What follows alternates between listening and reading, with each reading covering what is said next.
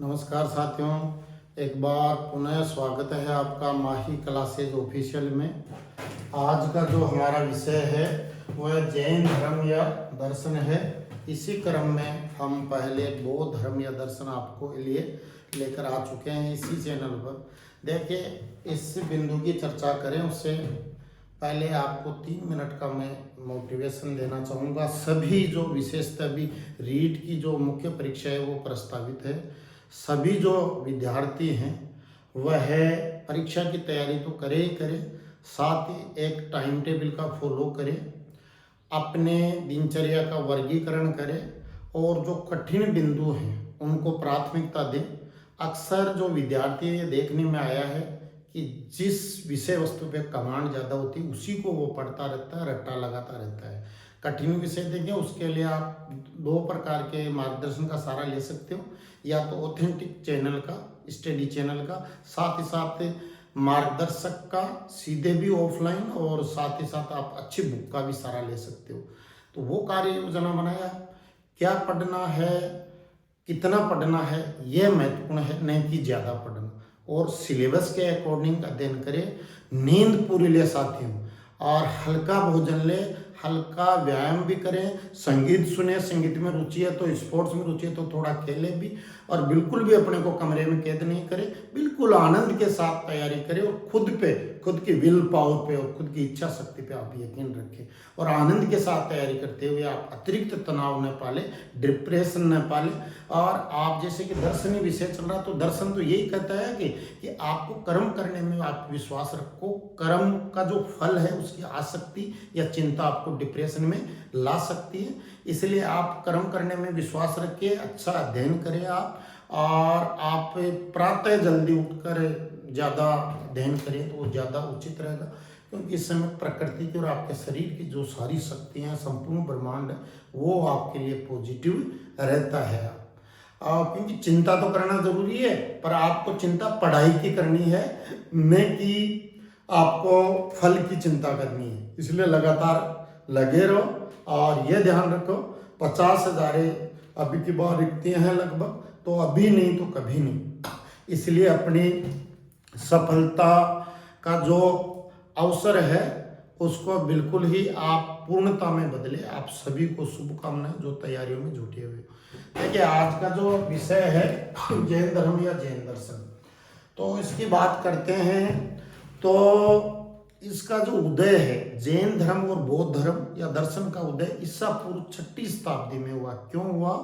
क्योंकि जो ब्राह्मण धर्म है वह उसमें बहुत ही ज़्यादा कर्मकांड बढ़ गए थे, यज्ञ वेदी और बहुत सारी मतलब अंधविश्वास वगैरह ऐसे विद्यमान हुए।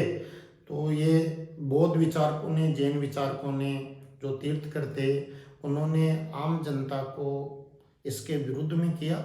और ये जैन दर्शन भी आपका जो है वह है नास्तिक दर्शन की संज्ञा के अंतर्गत आता है। पिछले पीरियड में मैंने कहा था कि चावार, बौद्ध और जैन जो दर्शन है वो नास्तिक दर्शन है, अर्थात जैन दर्शन भी ईश्वर की सत्ता को नहीं मानता और वेदों की सत्ता को नहीं मानता है, परंतु यह मानता क्या है?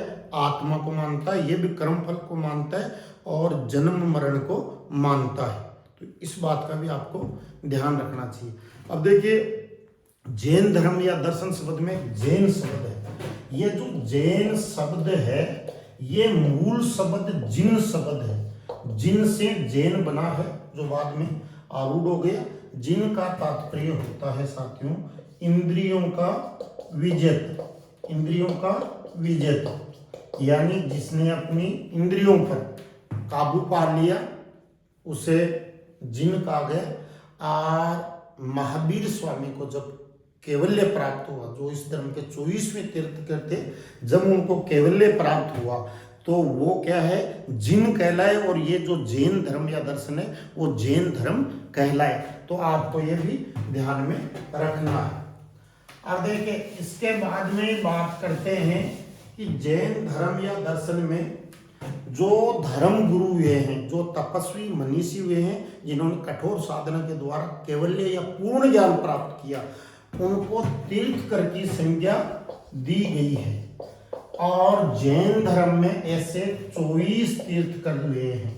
सीधा सीधा प्रश्न बन रहा है कि कौन सा धर्म या दर्शन तीर्थकरों की बात करता है, तो जैन धर्म या दर्शन करता है। और उसमें कितने तीर्थकर हुए हैं, वो 24 तीर्थकर हुए हैं। पहले जो तीर्थकर हैं वह ऋषभ देव थे, ऋषभ देव थे।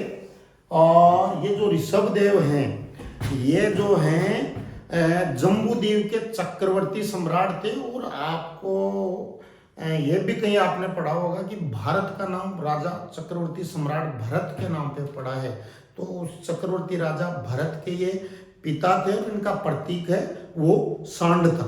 तो प्रथम जो जैन तीर्थकर थे वह थे ऋषभ देव। आपको साथियों ये बात ध्यान रखनी है। अब देखिए उसके बाद में बात करते हैं तो 24 तीर्थकरों में से जो अन्य महत्वपूर्ण तीर्थकर हुए हैं वो 23वें तीर्थकर पार्श्वनाथ थे। आपको ये ध्यान रखना है, 23वें तीर्थकर पार्श्वनाथ थे।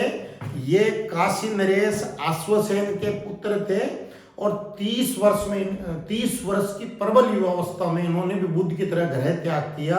और इन्होंने जो समेत पर्वत शिखर अपनी तपस्या के लिए चुना, यहीं से क्वेश्चन आने वाला है। ये अभी पैलेस इन द करंट में है ये स्थल, समेत पर्वत शिखर। ये ध्यान रखना साथियों, ज्योग्राफी जो पढ़ रहे हैं उनको सभी ध्यान है, समेत पर्वत शिखर है, ये झारखंड में है।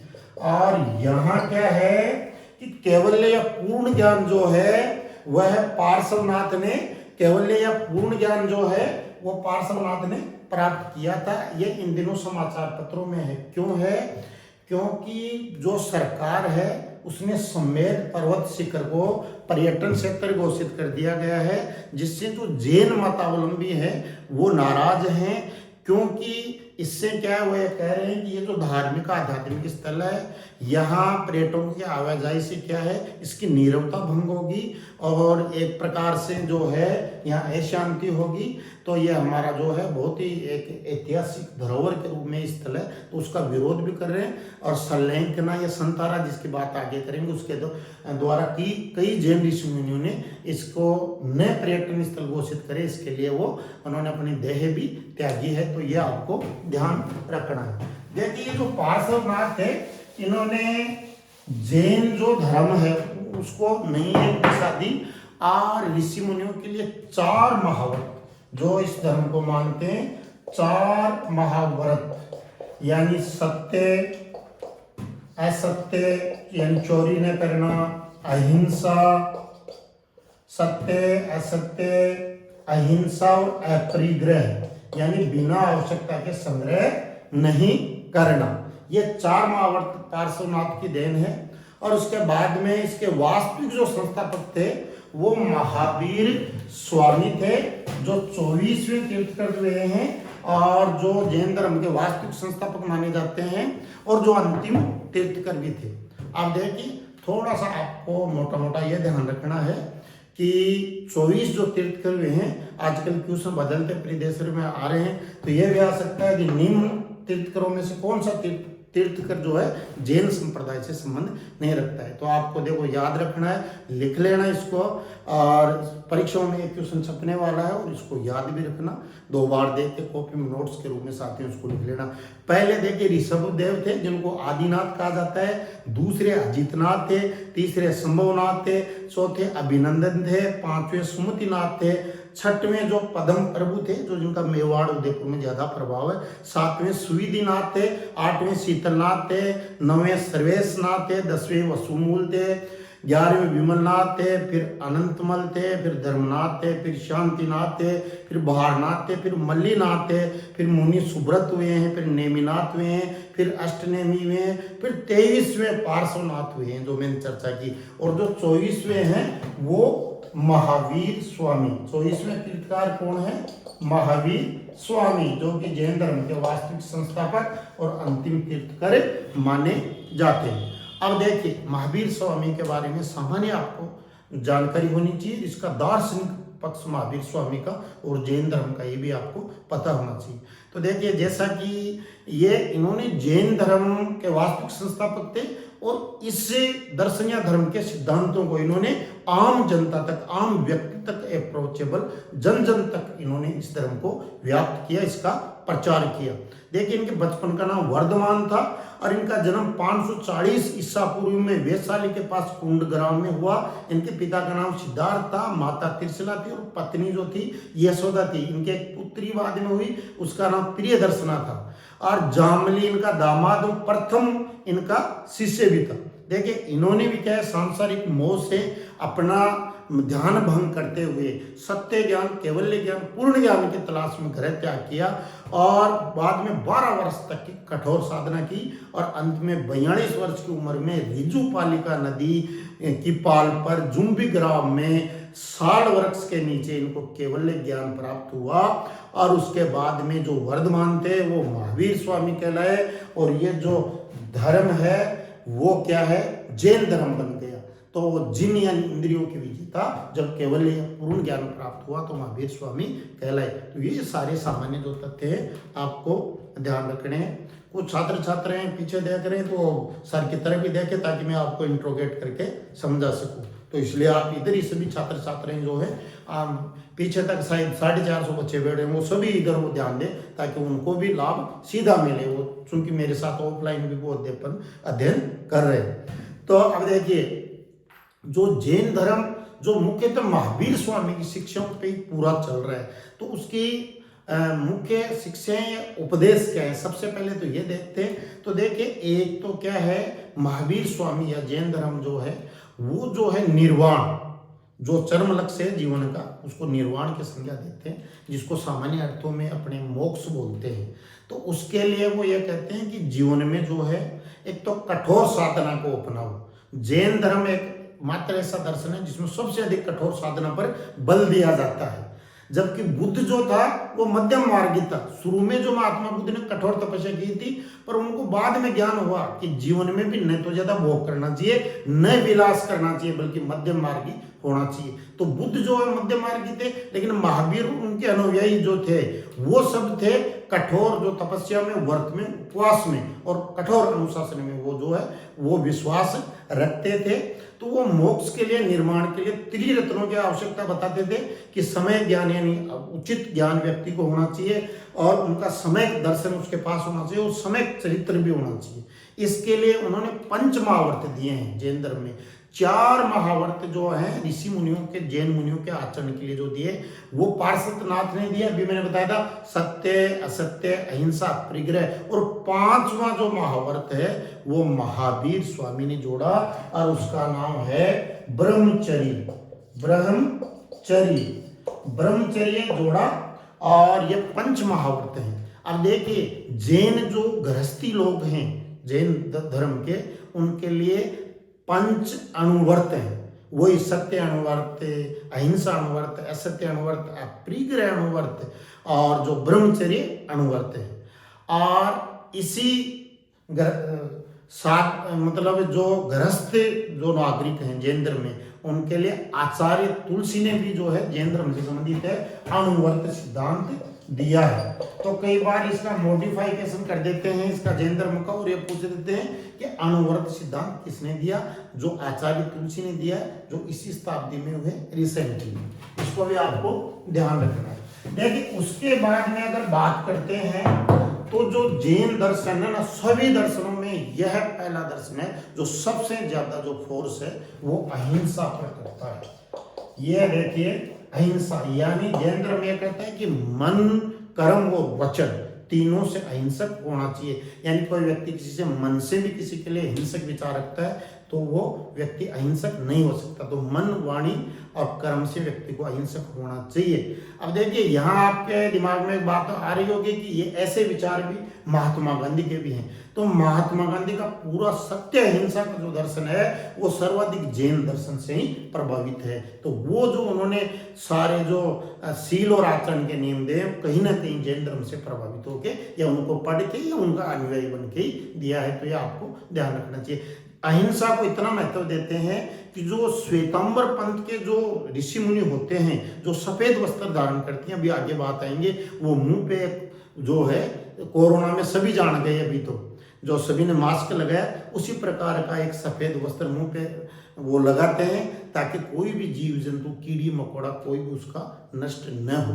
और साथ ही साथ वो क्या, युद्ध और कृषि कार्यों का भी विरोध करते हैं जैन दर्शन में, क्योंकि इससे क्या, जीव का नुकसान होता है। तो यह बताया गया कि कठोर तपस्या पर बल देते हैं, व्रत, उपवास और आत्मशुद्धि पर बल देते हैं। और यहीं से एक प्रश्न आता है कि किस धर्म या दर्शन में संथारा या सलेखना पद्धति, यहीं से सात्विक क्वेश्चन छपने वाला है। संथारा या सलेखना इसी का नाम है। इसमें क्या है कि जो जैन मुनि जब उनको निर्वाण चाहिए, जो पर्याप्त धर्म प्रचार करने के बाद, ये सांसारिक जो है तपस्या करने के बाद, उपदेश देने के बाद उनको ईश्वर के पास जाना है, तो वो क्या करते हैं कि संतरा कठोर तपस्या करते हैं, भोजन छोड़ देते हैं और बाद में अपनी देह को त्याग देते हैं। ये शब्द इसलिए भी चर्चित है कि अभी सम्मेद पर्वत शिखर जो झारखंड में है, उस मुद्दे को लेके काफी ऋषि मुनियों ने, जैन संप्रदाय ने यह संथारा या सलेखना किया है, तो इसको आपको ध्यान में रखना है साथियों। अब देखिए उसके बाद में बात करते हैं कि जैन धर्म के दार्शनिक पक्ष। अब देखिए इस सिद्धांत के दार्शनिक पक्ष की बात करते हैं। दार्शनिक पक्ष में क्या है कि विशेषतर महावीर स्वामी के विचार यहाँ है जैन धर्म के दार्शनिक पक्ष के अंतर्गत। उसमें वो ये मानते हैं कि जो पूरा संसार है वो 6 द्रव्यों से मिलकर बना है। आपको ध्यान रखना है, 6 द्रव्यों से मिलकर बना है। और वो 6 द्रव्य कौन कौन से हैं? जीव, पुद्गल, धर्म, अधर्म, आकाश और काल, इन सब से मिलकर वो बना है। जीव तो यानी जिसने जीव धारण किया है, जिसमें कहीं ना कहीं ईश्वर का अंश है, परमात्मा का अंश है, जीव धारण किया है, वो जीव है। पुद्गल जो है, इसको आपको ध्यान रखना है कि किस संप्रदाय में पुद्गल की बात। ये पुद्गल जो है, यह जो है भौतिक अजैव पदार्थ है, भौतिक अजैव पदार्थ है। और सारी जो है बंधन में आके, जो बंधन और मोक्ष की बात होगी जैन धर्म में, वो ये पुद्गली डालता है। ये क्या करता है, प्राणी के साथ इन्वॉल्व हो जाता है ये पुद्गल अजैव भौतिक पदार्थ, और उसको क्या जन्म मरण में डाल देता है और बार बार उसका जन्म होता रहता है।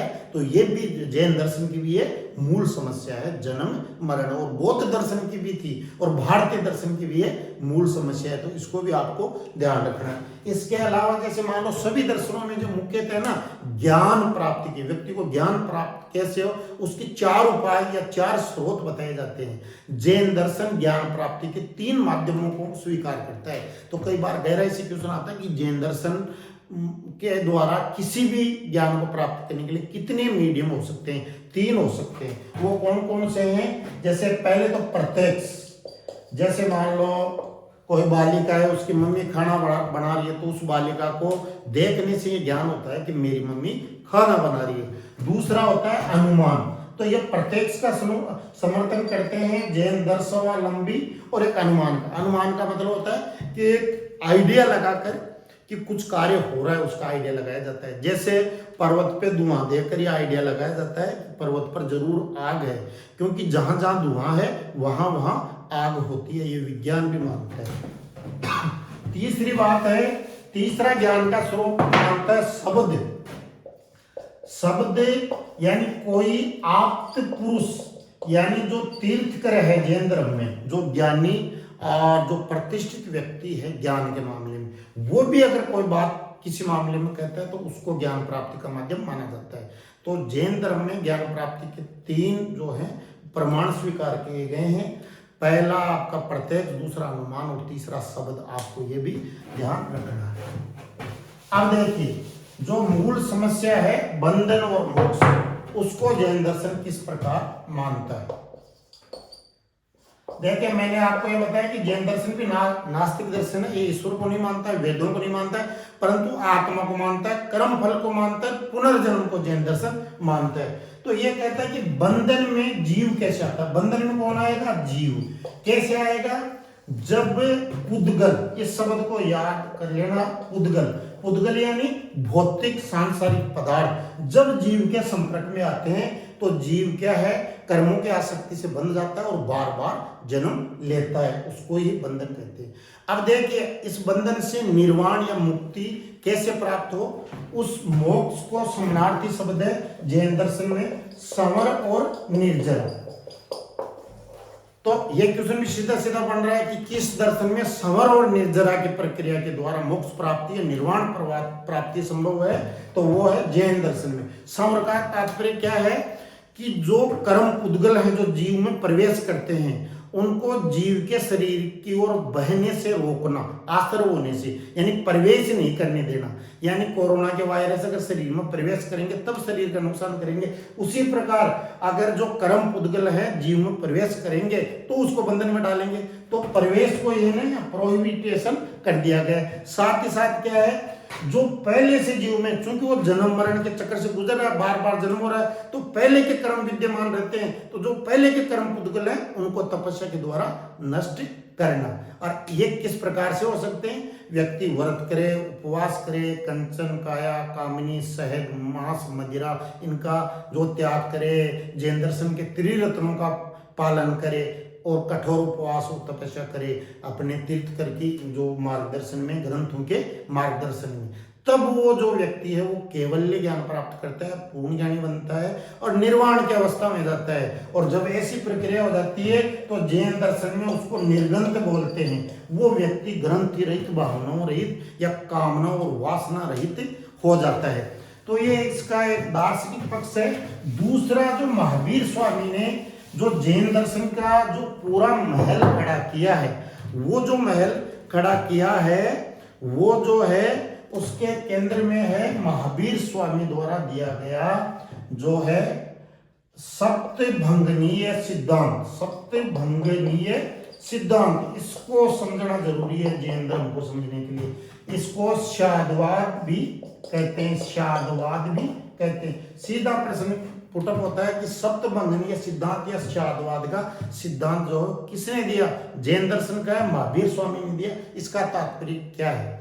महावीर स्वामी ये मानते हैं कि जो व्यक्ति होता है उसका जो ज्ञान प्राप्ति का दायरा है वो सीमित होता है और व्यक्ति एक समय में किसी वस्तु के एक ही पक्ष को वह जान पाता है। इसलिए जो है कि संसार में जितनी भी ज्ञान है, वस्तुएं हैं, वो न तो पूर्ण सत्य है न पूर्ण असत्य है, बल्कि आंशिक सत्य हैं। तो इसके लिए वो क्या है, इसको सिद्ध करने के लिए वो चार अंधे और एक हाथी का उदाहरण देते हैं इस शादवाद को वो क्लियर करने के लिए। कैसे? चार अंधों के सामने एक हाथी खड़ा किया जाता है और एक अंधे को पहले आगे लाया जाता है और यह कहा जाता है कि ये सामने हाथी खड़ा, आप वर्णन करो हाथी कैसा है। तो पहला अंधा उसकी पूंछ पकड़ता है, वो वर्णन करता है कि हाथी ऐसे लंबा सा बेलनाकार होता है, ऐसे ऐसे होता है। दूसरा जो है सूंड पकड़ता है, तीसरा पैर और चौथा पीठ पकड़ता है। तो उनका जो ज्ञान है, उन्होंने जितना महसूस किया उतना उनके हिसाब से तो सही है, पर उनकी व्याख्या के हिसाब से भी हाथी नहीं है। तो उनका ज्ञान न तो पूर्ण सत्य है न पूर्ण सत्य है, बल्कि आंशिक सत्य है। इसलिए महावीर स्वामी कहते हैं ये 7 सिद्धांत छुपे हुए हैं कि शायद वस्तु है संसार में, शायद वस्तु नहीं है, शायद वस्तु है भी, शायद वस्तु नहीं भी है। इस प्रकार वो श्रृंखला में 7 ये कारण गिनाते हैं जिसको शादवाद बोलते हैं। और इसी से एक अन्य सिद्धांत अनेकांतवाद भी निष्कर्षित हुआ है।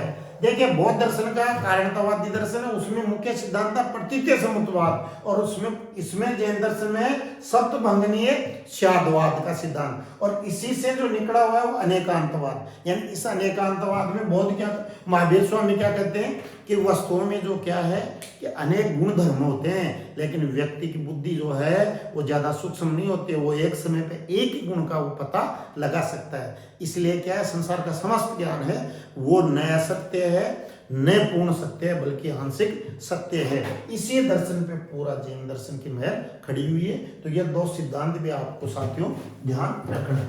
अब देखिए, उसके बाद में बात करते हैं महावीर स्वामी की मृत्यु के बारे में भी जो जनरल जो है वो तथ्य आ जाते हैं।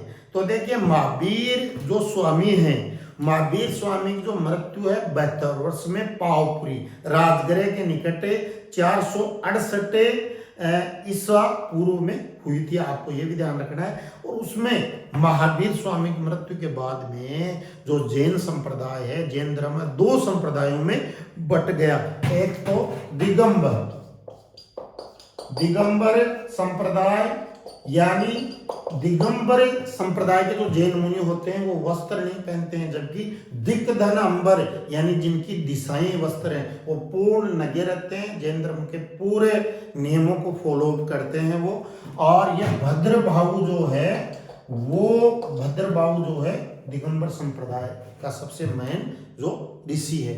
इसी प्रकार है श्वेतांबर, जो कि सफेद वस्त्र पहनते हैं, अभी मैंने चर्चा भी की। स्थूल जो बाहु है वो और उसके अनुयायी श्वेतांबर जो इसको मानते हैं। और आपको ये भी याद रखना चाहिए कि चंद्रगुप्त मौर्य, जिसका प्रधानमंत्री कौटिल्य या चाणक्य था, उसने भी श्रवणबेलगोला कर्नाटक में जो है अपना जो संथारा पद्धति है उसके द्वारा ही अपने प्राणों को उसने त्यागे थे। यह बात भी आपको ध्यान रखनी है। अब देखिए इसके बाद में जिस प्रकार 4 बौद्ध संगतियां हुई, उसी प्रकार से जो है कि जैन धर्म में भी 2 संगतियां या सभा होती है। जो पहली हुई वो चंद्रगुप्त मौर्य के समय पाटलिपुत्र में हुई 300 ईसा पूर्व में। और इसी बौद्ध संगति में जो जैन धर्म है वो दिगंबर और श्वेतांबर में बटा था।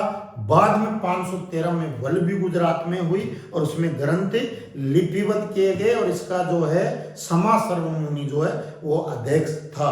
और पहली वाली जो बौद्ध संगति हुई जो पाटलिपुत्र में, उसका जो अध्यक्ष था वो उस समय जो था वो भद्रबाहु इत्यादि के जो प्रभाव और विरोध के कारण 2 गुटों में बटा और स्थूलबाहु और भद्रबाहु ने दोनों संप्रदायों का ये जो है वो नेतृत्व किया। तो दोनों आपको इन संगतियों का भी आपको ध्यान रखना है।